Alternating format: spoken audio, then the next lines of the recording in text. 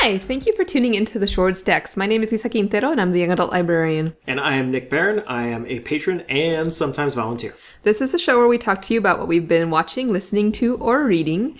And today we're going to be talking to you a bit about some LGBTQIA or queer books that we read this week in honor of Pride Month. But first, library news. So we're changing our hours starting on June 29th. As some of you probably know, we opened to the public on June 15th. And so now we're going to be open even more hours than we currently are. So starting Monday, we are going to be open from 10:30 a.m. to 6 p.m. on Monday, Wednesday, and Friday. We will have senior and at-risk hours from 9:30 a.m. until 10:30 a.m. on those days. But those are the only days that we have senior and at-risk hours. So if you are one of those folks, you'll want to make sure that you come in on Monday, Wednesday, or Friday at 9:30 a.m. On Tuesdays and Thursdays, we will be open from 11 to 7 p.m. And on Saturdays, we will be open from 10:30 until 3 p.m. We are still, for now, going to be continuing the curbside service. So if you are somebody who has autoimmune issues or who does not feel comfortable and safe coming into the library yet, you still can order materials for curbside pickup. You simply would place your hold on County Cat or give us a call at 414-847-2670 to place your holds. You no longer have to make appointments in order to pick up your holds for curbside, but you just have to do what we've been doing up to this point. So when you arrive, you give us a call at the number that's posted on the door and somebody will run the items out to you. From the stacks. So what did you read this week, Nick? So, before I launch into which book I read, I wanted to say that this has been a learning week for us.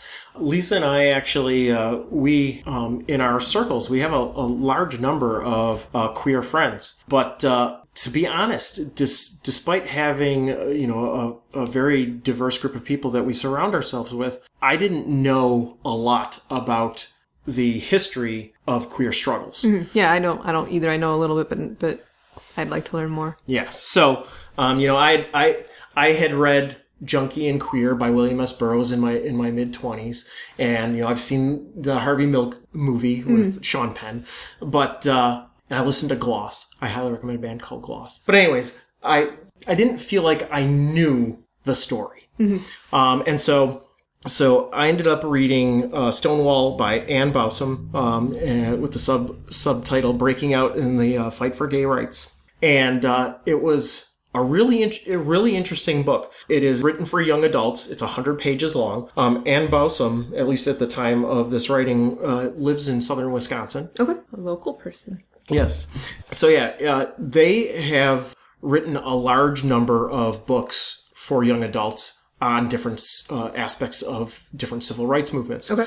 And one of the things that had happened was they were doing a book signing and somebody came up and said to them, you really need to write a book on gay rights, the fight for gay civil rights. And they gave a really non-committal answer to the person because they didn't really feel comfortable, writing about something that they didn't feel was, their struggle or a thing that they knew much about. They didn't feel like they were the right voice for it. But then in the weeks that followed, there was a high-profile death of a college student that had come out and was bullied by their roommate and by other people at the college, and they ultimately ended up killing themselves. And so Anne decided, yes, I'm going to tackle this subject. This book, as I said, it's 100 pages and it's 10 chapters. And it starts off with going into the level of repression that gay and lesbian and trans folks and cross-dressers all experienced in the 50s and 60s. And it kind of lays that out as an understanding for the powder keg that would become the Stonewall Inn. So, just to give you, the listener, some context, because you might not know this, in the 60s, there were laws that to be gay was to be criminalized. There were laws in places against kissing in public, against same-sex people dancing together, against a whole variety of things, including a law that in order to be able to clearly target and criminalize queer folks, they had a law on the books, at least in New York, where you had to wear at least 3 articles of clothing that were to the gender that you were assigned at birth. And so this was a way that they could clearly identify somebody as being deviant in behavior and as far as the social norms of the time, deviant in behavior, and arrest them. They even had sting operations where they would go to bars and send people in and have them flirt. And then they would, bring somebody back to a hotel, and there would be police waiting in the hotel, and they would just stockpile queer folks in the hotel until the room was full, and then they would call it a night and take all of them to jail. Mm-hmm. So this was just like a common thing. And so queer folks were rightfully angry. Mm-hmm. And so what was the Stonewall Inn? Okay, so the Stonewall Inn, there were a number of gay bars, or technically bottle services. They use the term bottle service in order to get around having a liquor license. And so because queer folks also were not allowed to drink alcohol because of some law. And so they would do these bottle services so that they could have exclusive clientele. They would, like a speakeasy, they would open up a thing, look at the people, try and identify whether they seemed like they belonged, and they would let them in. And they would have, because it was a bottle service, they would have names on the bottles, like just generic Steve, Mike, whatever, in order so that so if a police officer came in, it would look like these bottles were assigned to specific people instead of being sold. So anyways. And you said they were run by the mafia, right? They were run by the mafia, and the mafia made an incredible profit by exploiting this particular dynamic where these people had nowhere that they could meet in public. And so they would, run these bottle services, which were bars, and there would be dancing and completely unsanitary conditions. And it was normal for the police to come in because they were on the take. They would be paid off by the mafia. By the mafia. Sorry, our dogs are being very noisy. So the mafia bar owners would pay off the police, and the police, in order to keep up appearances, would periodically come and raid these gay liquor establishments. And ultimately, what ended up happening that caused the riot at the Stonewall was, normally they would only hit a bar once every few months. And they hit the Stonewall twice in 1 week. Mm-hmm. And the police officer that hit it on Tuesday decided that they were going to hit it again. Because they wanted to shut it down, right? They wanted to shut it down. And so they came with a full sting operation and tools in order to break up the actual physical bar, and break it into pieces. They were shutting the place down. And so they came in, and it goes in through all the details. Like, most of the middle of the book is the play-by-play of what took place. And so I won't get into all that. I encourage you to read it. But it goes into the play-by-play of how they tried to break up this bar, and how they took all of the staff and the cross-dressing clientele, and they put them all in one room, and they were releasing everybody else out into the night. And because it was their neighborhood, and it was a beautiful summer night, and people were upset because this has happened twice in a week. Hey, so this was what, June 28th? Yeah, June 28th, 1969. Okay. And so, like, a little after midnight, like 1 o'clock, June 28th, 1969. And so everybody's just converging outside. And that group of people went from, a handful of people to dozens to hundreds, all standing outside the Stonewall Inn, wanting to know what's happening, and then wanting their friends to safely come out. Mm-hmm. But the police officer who orchestrated this sting operation didn't have all of their ducks in a row. They had this plan that they thought was going to go perfectly, and their support never showed up, and all the people that they expected to disperse all stayed. And tensions rose. It broke out into a riot where the police ultimately ended up locking themselves in the Stonewall Inn, and then the protesters outside tore a parking meter out of the ground and battered down the door in order to get in. And everything really kind of hit the fan. It exploded. And ultimately, very similar in arc to how our protests have gone just recently. Mm-hmm. The protests, after everything took place that night, everybody converged at the Stonewall, even though the Stonewall was in ruin, inside was not really serviceable. Mm-hmm. People showed up again because they wanted to be at the scene of where everything happened. Mm-hmm. And most of the people didn't go in. In fact, one of the people actually made a pamphlet to distribute that night that explained that people should not give money to the Stonewall because it's mafia, and we should we should stop giving money to the police, and we should stop giving money to the mafia. We need to fight for our rights now, essentially. And so all of these people are standing outside, and then the police show up to break it up again. And so, the protests and the fighting with the police all happens all over again. But then over the next couple of days, the protests become peaceful. The police eventually stop wearing riot gear, and everything goes to a more timid pace. And then on July 2nd, so only a few days later, an article is published in the Village Voice. And one of the reporters that had been on the scene, Lucian Truscott IV, wrote a scathing and derogatory piece about what took place. And the people of the neighborhood were like, this is our paper. This is our neighborhood. And, even though the national media did not cover what had taken place there, they were extremely upset, and the tensions exploded again.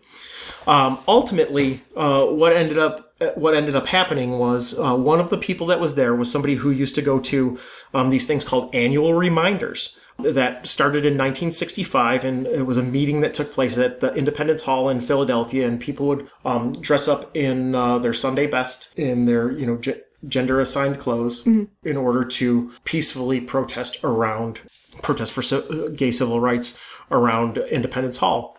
And this year, on July 4th, when they went to do this, everybody was fired up from what happened at the Stonewall, because it was only days after.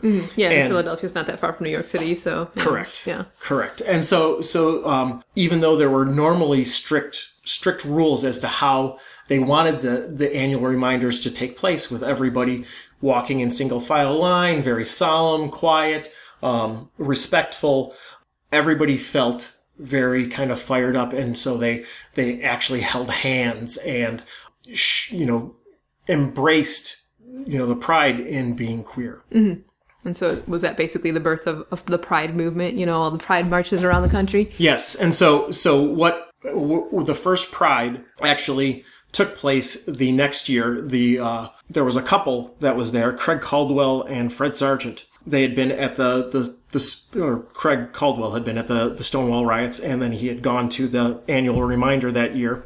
And so the next year, he put together with his partner something called the Christopher Street Liberation Day on June 28th, 1970. And this was, in all rights, the first Pride. Very cool. Yeah, I didn't know a lot of that stuff, so this, like I said, I feel like I need to learn more about queer history, because I know, more about contemporary issues around stuff, but I don't really know about the history of it. So yeah, exactly. I'm looking forward to reading that one now that you're done. Yeah, it was very good, and I recommend it to everybody. So Lisa, what have you been reading? So this week I read a young adult graphic novel called A Quick and Easy Guide to Queer and Trans Identities by Maddie G. and J.R. Zuckerberg. It's a non-fiction graphic novel that covers a wide variety of topics, and like it says, it's an introduction to these identities. So among the topics that are covered are what is queer, what is gender identity, what is gender expression, what does gender dysphoria mean, what is asexuality, what does it mean to come out. It also covers relationship basics and includes resources for teens and folks looking to learn more about, the queer spectrum. So it starts off with what is queer, and like some of you may know, queer is a word that was once used as an insult, and it was used as an insult starting back into the times of Oscar Wilde, and some people claim that he was the first person that it was used as an insult again. And folks have reclaimed the word to use it to cover a broad range of identities, LGBTQ plus identities, because, we're learning new things about LGBTQ plus folks all the time, and rather than try to break it down or use that acronym that can get, little clunky sometimes, it's just easier to just say queer folks. Side note, when I recorded my piece, I stumbled through the acronym a million times, and Lisa, just say queer. Yeah. So one of the things that it covers in the What is Queer chapter is it covers the difference between sexual orientation and attraction and gender identity, and talks about how those two things are not the same. Some people, get confused and think that, your gender identity, if you're trans, it means that you're gay, and that's not necessarily the case. And so it goes into a lot of these different things and how they break down. So for those who don't know, it goes into what is gender identity, and it explains that gender identity is the social, cultural, cultural and mental state of being male, female, a combination of the two, or neither. And it has to do with how somebody feels inside rather than what they look like. And then it also talks about what sex is. And it says, so sex has to do with the reproduction as well as the physical and biological makeup that can reference things like chromosomes, genitalia, and hormonal activity rather than mental attributes. And so, your gender is more how you feel, whereas your sex is your physical attributes that you have at birth. And that's another thing that it address the, assigned male at birth and assigned female at birth, which is a terminology that a lot of trans folks use when talking about, themselves or their issues, because, like a trans man is a man, but he was assigned female at birth. So, just to clarify things, it kind of talks about all those different terms. It also talks about the difference between a cisgender person and a transgender person. So a cisgender person is somebody whose assigned sex and gender match, and then a transgender person is a person whose assigned sex and gender do not match. It goes into more detail on those things as well if you're curious. And then it also talks about gender expression. So it talks about how, your gender might be one thing, but your gender expression might be different. So that, gets into like folks who are cross-dressers, like not just because you're a cross-dresser doesn't mean that you're trans. So, you might like gender-wise be male, but, you might dress with things that are considered more female clothing by societal standards. And you could also be a cross-dresser and not be gay. Yeah. And, so it talks about a lot of those types of things. It talks about what it means to be gender fluid, and it talks about different ways to express your gender identity via how you physically present yourself to the world. So your clothing, your hairstyle, whether you wear makeup, what kind of affect you might take, and things like that. It also talks about gender dysphoria. And so for those who don't know, gender dysphoria refers to the mental anguish caused by inhabiting a body that doesn't align with your gender. And so it talks a little bit about what that looks like for folks and how it can have a terrible effect on, people's mental health, and how it's toxic to tell people that they are not the gender that they feel they are, or, a lot of the misconceptions that people have and the way that we treat people, how it affects them and can lead to a lot of mental health issues and trauma because they are made to feel like they are erased, and like they can't be who they are. And so then it also goes into asexuality, which is something that it talks about has it's something that people have been looking into more and more in the last few years. A lot of people for a long time didn't think asexuality was a real thing, and asexuality once again is on a spectrum. And so asexuality is a lack of sexual attraction to other folks. But there are different levels of asexuality. So there are people who are demisexual, who tend to require a deeper and more intimate relationship with the person in order to feel sexual attraction. There are people who are asexual who never feel sexual attraction towards other people. There are people who are asexual who may have a high libido but don't actually want to have sex with other people. And some of that is, due to their own personal preferences because it's just how they are, and then some of it is due to trauma. And so it talks about, sexual repulsion versus just general asexuality that's not attached to sexual repulsion, and that not all asexuality is attached to sexual repulsion, because some people think that asexual people automatically are repulsed by sex, which is not the case. And it covers, a wide variety of the different terminology referring to asexual people, which is constantly evolving. And then it also covers coming out and what that means to different folks, and how to come out on your own terms. And it talks about like the history of the word coming out. So originally coming out, your coming out party was a thing that people used to do in high society, where you were introduced to the world of eligible bachelors or bachelorettes when you reached a certain age in order to be married off. And so that was, the original coming out. And then because queer identities were not accepted for a long time, a lot of people were what, they called in the closet. And so it also refers to people that, no longer having to hide who they are and coming out of the closet. And so coming out is different for everybody. It talks about how, as an individual, you need to decide when is right for you. It talks about expectations and how your expectations might not always align with what actually happens, and how to deal with, what happens if they don't align with what your expectations were, and places to find support for when you come out. And then it goes on to relationship basics, which is good because, like I said, this is a book written for teens. So a lot of teens, may not have experience with romantic relationships. So it talks about respecting yourself and learning to love yourself first. And then it also talks about things like good communication and different tips on how to be a good partner and what a good partner for you looks like, somebody who shows an interest in your life and an interest in your friends and is somebody who cares about you and, things that once we become adults, we tend to know, but as a teen, you might not know and you might, just, especially if you're struggling with your identity and you're struggling with all these things, you might take a person who is abusive towards you or who treats you poorly because you just want to be loved by somebody or it also talks about unrequited love and how to deal with unrequited love because, as a queer person, people who you're attracted to might not always be attracted to you. And I mean, that happens for, straight people too. And it's like, and, that happens to all of us. Yes, exactly. And unrequited love hurts. And so but it talks, about how to deal with that. And so, yeah, it's a really cool guide for teens. At the end, it also has a little tutorial on how to make your own zine if you want to make your own zine, and talks about zines a little bit and talks about making friendship jackets and has some cool little craft activities at the end. And it also has a space for notes, so if you bought a copy of this, you could write notes about things, but this is a library copy, so please don't write in it. Make a photocopy of those pages. Yeah, make a photo. And the publishers that put this out also put out a quick guide to they, them pronouns, which is also a great book that I read a few years ago, or about a year ago.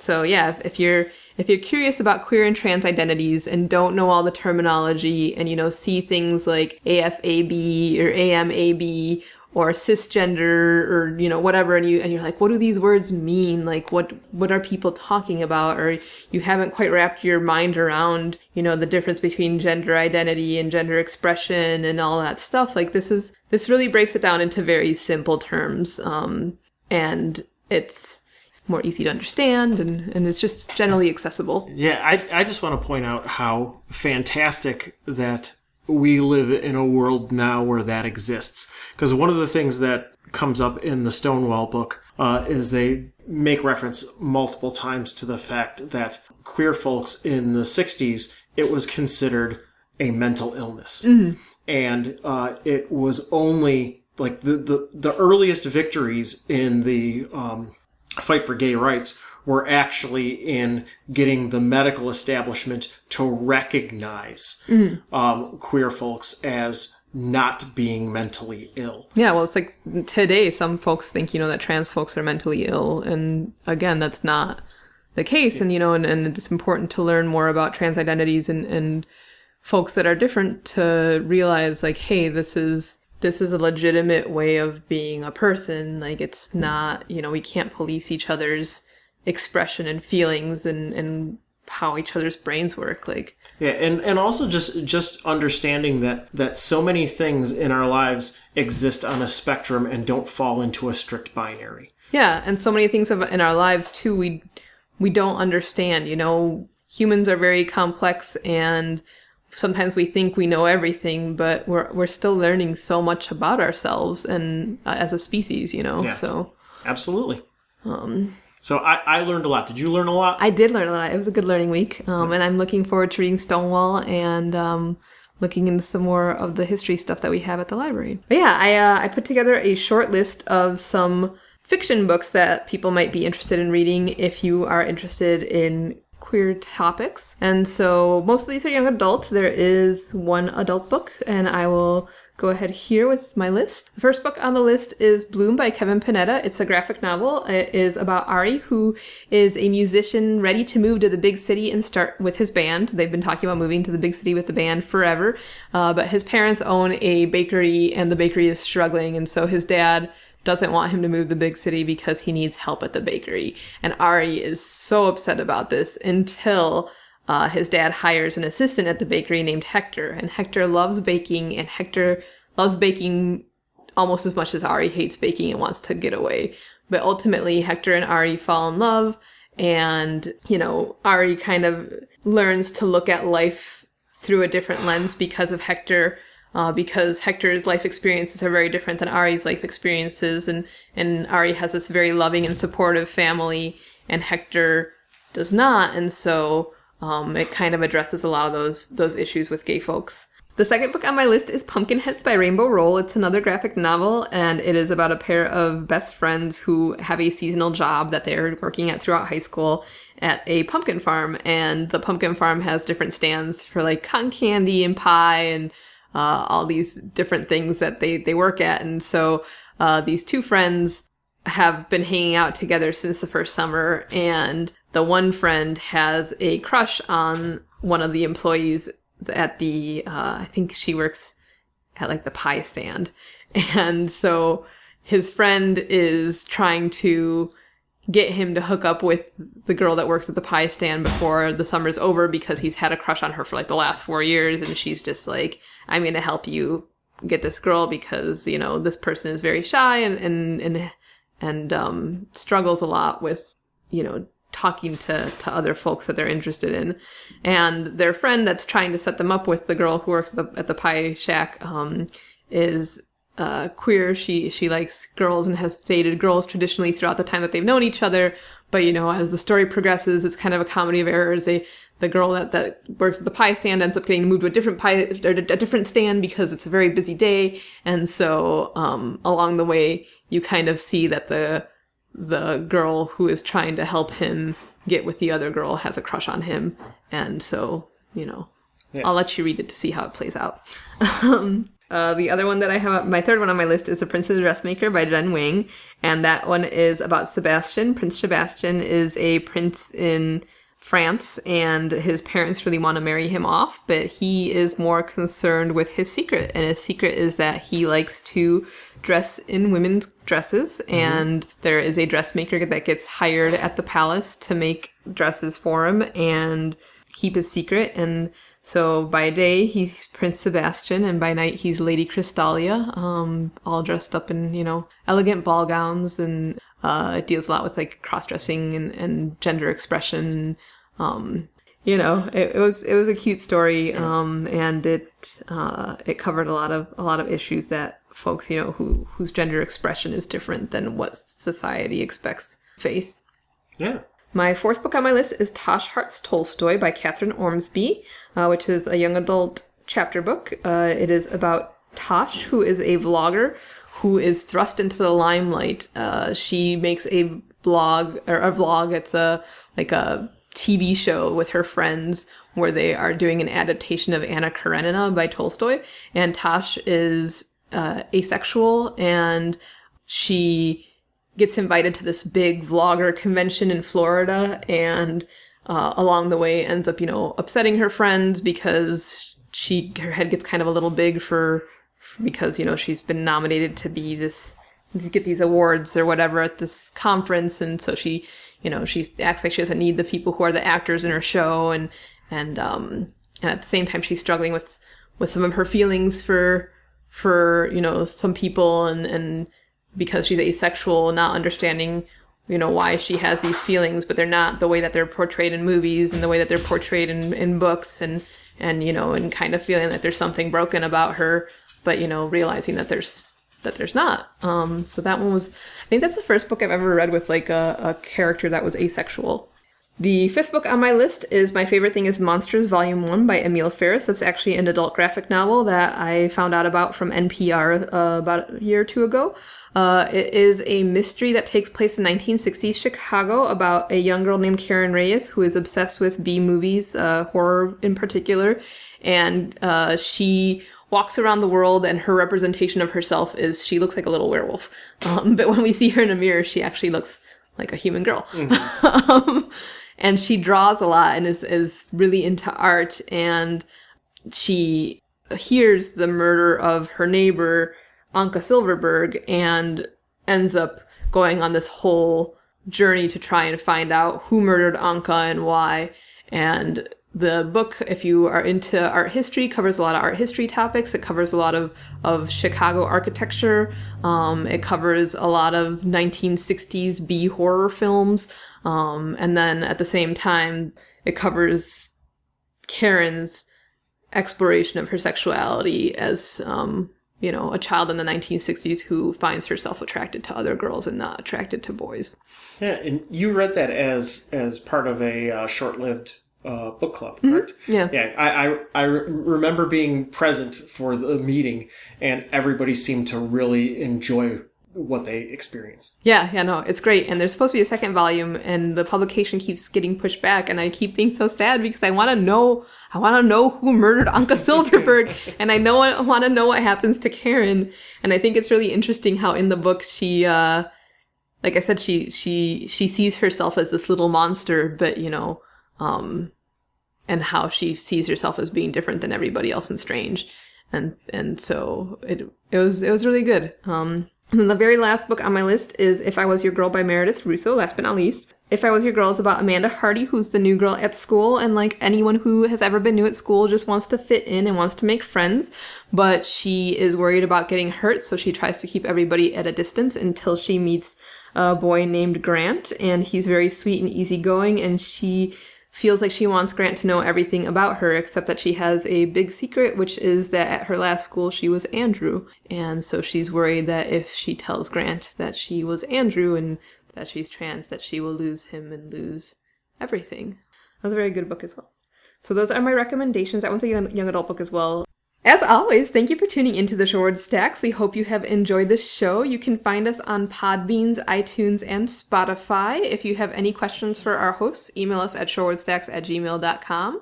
Until next time, thanks for listening and be well.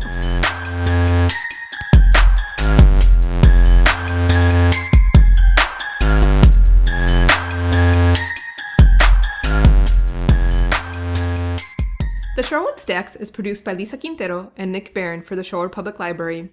Music on this episode is by Kevin MacLeod. The song is called Ice Flow and can be found at incompetech.com.